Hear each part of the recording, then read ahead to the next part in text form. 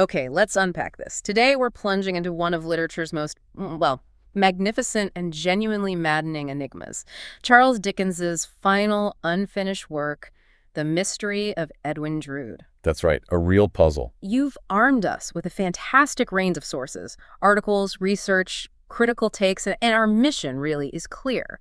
We want to dissect this captivating story, sort of uncover Dickens's brilliant architecture of suspense, and leave you with a real understanding of why this literary cold case still fascinates people so much. Yeah. Think of it as your express ticket to really getting the genius and, the enduring questions of Drood without having to crack open the book yourself. But we always recommend reading it, too. Of course. But we're going to explore this world that's just shrouded in secrets where appearances are, well, almost always deceiving, Exactly. and where that line between piety and depravity is just chillingly thin. And what's truly fascinating here, I think, and what Dickens masterfully sets up, even though it's unfinished, is how he kind of subverts the typical Victorian novel. Yeah. You know? How so? Well, it's not just a whodunit. I mean, it is that. But it's also this deep psychological exploration, a critique of all those societal facades. Right, the appearances. Exactly. And it's this intricate puzzle box left for us to just endlessly re-examine. We'll be connecting the dots, between his vivid characters, that really oppressive atmosphere of Cloisterham, and all the layers of misdirection that make this such a uniquely compelling piece of literature. The mystery isn't just about Edwin Drood's fate. No. It's about the very nature of truth and deception within this seemingly placid world. Okay, so if we're going to talk about deception, there's really no better place to start than with our central and frankly pretty unsettling figure, John Jasper. Oh, Jasper, the cathedral choirmaster. And the novel doesn't ease us in, does it? It throws us headfirst into a squalid London opium den. Right away. Boom. We find Jasper there, listening to the querulous, rattling whisper of the opium woman, Princess Puffer, paying more nor 3 shillings and 6pence for a thimbleful, which sounds like quite a lot then. It was a significant sum. And witnessing her, grotesque transformation as she smokes, it's a shocking opening, isn't it? It really is. The respected choirmaster indulging in this dark, illicit vice. What is Dickens telling us right off the bat about this character, and maybe about Victorian society itself? Well, this immediate plunge into Jasper's secret life, it isn't just for sensation, No, as Dickens laying the groundwork for this profound critique of Victorian morality. Yeah. He's suggesting that the most outwardly respectable figures, they might harbor the deepest, most destructive internal conflicts. Makes sense. Jasper is a man consumed by an agony, that's the word used, that he tries to quell with opium. The effects steal over me like a blight or a cloud, he says. Oh. And this duality is absolutely central to the entire narrative. It forces us, you, the reader, to question the very foundations of apparent civility in Cloisterham. It's not just a character trait, it's almost like a societal symptom, revealing that dark underbelly of a seemingly pious age. And then when Jasper returns to Cloisterham, that ancient, drowsy city, the contrast just becomes even more striking, doesn't it? Hugely striking. The sources paint Cloisterham as almost a character itself, steeped in history and this heavy solemnity. We hear about fragments of old wall, Saints' Chapel, Chapter House. All these old bits have got incongruously or obstructively built into many of its houses and gardens, much as kindred jumbled notions have become incorporated into many of its citizens' minds. That's quite a line. You're brilliant. It sounds like a place where secrets wouldn't just fester, but actually become physically embedded in the town. How does this setting amplify those themes of hidden lives and suppressed desires? Exactly. I mean, the cathedral with its massive gray square tower and those horse rooks, it isn't just a backdrop. It feels almost like an accomplice. Yeah, a silent witness. A silent witness to this hidden world. Dickens masterfully uses the setting to mirror the internal lives of his characters. Those old walls, the jumbled architecture, they reflect the tangled, often contradictory thoughts and secrets within the town's inhabitants. Like the minds of the citizens. Precisely. Even the nun's house, this seminary for young ladies, it's run by Miss Twinkleton, who, we're explicitly told, has 2 distinct and separate phases of being. Another one. It's a recurring motif, you see. Outward respectability cloaking inner turmoil.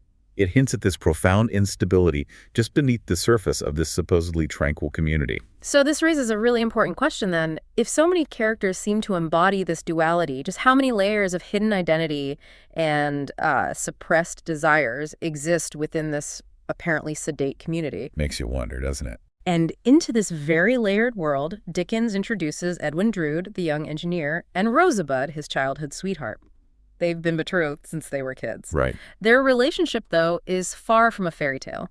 It's marked by a certain unavoidable flatness, the text says, and these playful but actually quite telling squabbles. It's an unusual betrothal, isn't it? And maybe quite revealing about the societal expectations back then. Oh, absolutely crucial for understanding the emotional stakes. Dickens is showing us a relationship born of obligation, really, rather than genuine passion. Okay. Which immediately sets it on shaky ground. There are sort of playful arguments over lumps of delight or Edwin's imagined red-nosed giantesses. They aren't just little quirks. They actually highlight a fundamental immaturity and a real lack of deep connection. This flatness is precisely what makes them vulnerable. Ah. And it's against this backdrop that the true forces of passion and, well, malice are going to emerge and dramatically alter their preordained path. And this brings us to a key point of conflict, highlighting the volatile mix of personalities Dickens has gathered here. Enter the landless siblings, Neville and Helena. They're described as unusually handsome, lithe, of almost the gypsy type, with something untamed about them both. Quite exotic for Cloisterham. Definitely. Their arrival immediately stirs the pot.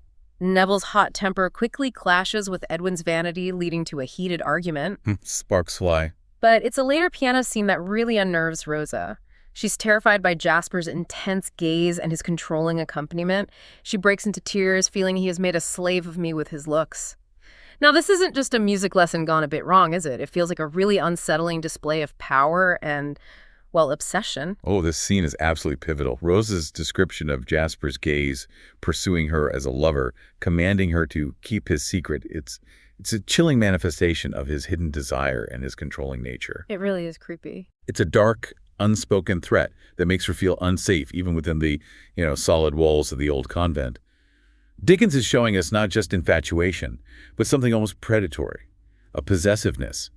It directly ties into Jasper's earlier revealed inner turmoil. It's a moment that just shatters any illusion of the choirmaster as merely this respected figure. And amidst all this simmering tension, we meet Mr. Grewgious, Rosa's guardian. Ah, Grewgious. An interesting one. Initially described as an arid, sandy man, but someone who possesses this deep sense of integrity. He even humorously calls himself a chip rather than a bud, suggesting a certain detached, almost unromantic pragmatism. Very angular, they call him. Yes. Yet beneath this sort of dry exterior, he's holding a very sentimental trust. A rose of diamonds and rubies delicately set in gold. Raises mother's ring. Beautiful detail. And this ring, intended for Rosa only if her betrothal to Edwin actually prospered, takes on significant symbolic weight, doesn't it? Absolutely. Grewgious's character is a wonderful example of Dickens's complexity. Despite his outward reserve, he's got this keen moral compass and a surprising emotional depth. You wouldn't expect it at first. No. And the ring is more than just an heirloom. It's like a barometer of the relationship, isn't it? A physical representation of their faltering engagement. Grewgious perceptively describes his hazard, his guess of a true lover's mind being completely permeated by the beloved object. And his criticism of Edwin's casual use of a pet name like Pussy for common ears is, well, it's a subtle but really potent jab at Edwin's immaturity and his lack of genuine devotion. He sees the truth of their relationship long before they do. And this truth eventually leads to a pivotal moment. Edwin and Rosa, they finally acknowledge their bond is more like affectionate friends, or say rather as brother and sister. A difficult conversation. Must have been. They agree to dissolve their engagement. Mr. Grewgious delivers this news to Jasper, fully expecting some reaction, but the one he gets is profoundly disturbing. It's shocking. Jasper's face turns staring white, his hands grip the chair, then there's a terrible shriek, and he collapses, leaving only a heap of torn and miry clothes upon the floor. I mean, this isn't just disappointment, it's visceral, almost inhuman. What does this tell us about the true depth of Jasper's obsession and maybe his capacity for darkness? This is such a critical turning point. It peels back another layer of Jasper's carefully constructed facade. His reaction is just, It's way beyond what a concerned uncle or choir master might show. Way beyond. It's the raw, uncontrolled agony of a man whose deepest, perhaps most sinister desire has just been thwarted. And later, his private oath, that I devote myself to his destruction, believing Edwin's been murdered. It reveals this chillingly focused malice. Scary. It hints at a carefully planned vengeance, suggesting a mind capable of extreme manipulation and violence. This scene, I think, irrevocably shifts our perception of Jasper from just tormented to potentially homicidal. It really sets the stage for the actual mystery. Okay, so we arrive at Christmas Eve in Cloisterham, a night that becomes a stage for unfolding drama and a whole series of seemingly disparate yet deeply unsettling events. The plot thickens. Right. Neville plans his walking expedition, packing his knapsack and a heavy walking stick. Edwin, meanwhile, gets his watch set by a jeweler. Important detail, the watch. And the jeweler notes that Jasper knows all the jewelry his gentleman relative ever wore. Now, these seem like mundane details, but Dickens is such a master of planting clues. Are these just narrative flourishes, or is he subtly setting up elements that will become critical later? Oh, Dickens is meticulously laying the groundwork here for misdirection and suspicion. Yeah. Every detail is a potential clue, or maybe a red herring. Right. The walking stick, the jeweler's observation about Jasper knowing Edwin's belongings, these are definitely not random. They establish objects and relationships that will later become crucial pieces of the puzzle. And what's particularly chilling is Edwin's encounter with Princess Puffer, the opium woman. Ah, yes, her again. She cryptically warns him, "You be thankful that your name ain't Ned," calling it a threatened name, a dangerous name. Creepy. And the fact that Edwin just dismisses it as a coincidence and decides to tell Jasper about it, well, that's just a stroke of ironic genius. It highlights Edwin's naivete and, crucially, Jasper's hidden agenda. The atmosphere darkens even further as Jasper, after singing beautifully in the cathedral, takes out a wicked-cased bottle. Ominous. And along with the stonemason Durdles, explored the cathedral crypt. Durdles then recounts this terrifying experience from the previous Christmas Eve. The ghost story. Yes, the ghost of one terrific shriek, which shriek was followed by the ghost of the howl of a dog. A long, dismal, woeful howl, such as a dog gives when a person's dead. Chilling. Pure Gothic. This is heavy foreshadowing, isn't it? Combined with Jasper being seen watching Crisparkle and Neville overhearing his own name. Then a huge storm tears off the cathedral clock hands, providing this dramatic backdrop for Edwin's disappearance. How does Dickens use these Gothic elements and, well, coincidences to build suspense and maybe point fingers? This is Dickens at his absolute best, atmospherically and manipulatively. The crypt is a classic Gothic setting, isn't it? Full of death and secrets. Totally. And Durdle's story, whether it's real or imagined, provides this chilling echo of potential violence. The storm isn't just weather, it's that pathetic fallacy, mirroring the violent upheaval in the narrative. It symbolically erases time and order, just as Edwin vanishes. And the fact that Jasper is observing Neville, overhearing his own name being discussed, it skillfully plants suspicion. All these elements converge, carefully orchestrated, I think, to create a strong, yet potentially false narrative of guilt. It perfectly sets up Neville as the prime suspect. And the aftermath is immediate, leading straight to Neville Landless. As planned, perhaps. He's found miles away, but he has bloodstains on his clothes and on his new walking stick. Jasper, with that low, distinct, suspicious voice, points out these stains, which leads to Neville's detention. Then Mayor Sapsea, with his pompous pronouncements, declares the case has an un-English complexion. Oh, Sapsea. Such a windbag. Despite Mr. Crisparkle's protests, the circumstantial evidence against Neville just builds and builds. They find Edwin's watch and shirt pin near the weir. The watch stopped at 2:20 p.m. The time. And Neville admits he destroyed his papers. I mean, it looks like a textbook case of circumstantial evidence, but is Dickens telling us to trust it, or is this just another layer of misdirection? I think it's classic Dickensian misdirection. The evidence, while it looks compelling on the surface, feels almost too neat, doesn't it? Too perfectly aligned to frame Neville. Yeah, bit convenient. Exactly. The stopped watch, the blood stains, the destroyed papers, they're all convenient, but are they really conclusive? Dickens is subtly inviting us, you the reader, to question the reliability of appearances and the quick judgment of society, personified by Mayor Sapsea's ridiculous declarations. He's highlighting the danger of convicting based solely on circumstantial evidence, especially when a master manipulator like Jasper might be pulling strings behind the scenes. It's a testament to Dickens' skill that even with such seemingly damning proof, you instinctively feel there's more to this story. And just when we think we might have a handle on the situation, the plot thickens dramatically with the arrival of Dick Datchery. Oh, Datchery, the great enigma. This mysterious, white-haired personage with black eyebrows. He takes up lodgings directly opposite Jasper's gatehouse, described as a single buffer living idly on his means. Doesn't sound very idle, though. Not at all. We quickly see him meticulously observing things, even chalking lines on his cupboard door to keep track of events or people. Datchery's sudden appearance and his sort of investigative methods spark one of the biggest literary debates ever. Who is Datchery, and what purpose does he serve in this unfinished narrative? Datchery's arguably Dickens's ultimate puzzle piece. He's absolutely designed to ignite a frenzy of speculation. He's an amateur detective, certainly. But his deliberate disguise and his strategic positioning suggest a deeper, maybe more personal motive. Like who? Well, that's the question. Is he a known character in disguise? Helena Landless is a popular theory. Maybe Neville's protector, Bazard. Or someone entirely new we haven't met properly. His role immediately shifts the narrative from just a disappearance to a focused investigation, actively seeking out Jasper's secrets. And he talks to the opium woman, right? Yeah. Yes. His encounter with Princess Puffer, who for 3 shillings and 6 pence reveals her medicine is opium and recounts her Christmas Eve meeting with Edwin, that directly links him back to the story's dark origins and starts to unravel Jasper's carefully constructed lies. Datchery really embodies the act of seeking truth in this world of deceit. Meanwhile, Rosa, terrified by Jasper's intense declaration of love and what she sees as threats, flees to London. She seeks refuge with Mr. Grewgious. Understandably. She confesses her fear, saying again, he has made a slave of me with his looks, and describes this unsettling feeling of being compelled by him. Grewgious reassures her, offers her safety in Furnival's Inn, and humorously remarks on her canary bird bag.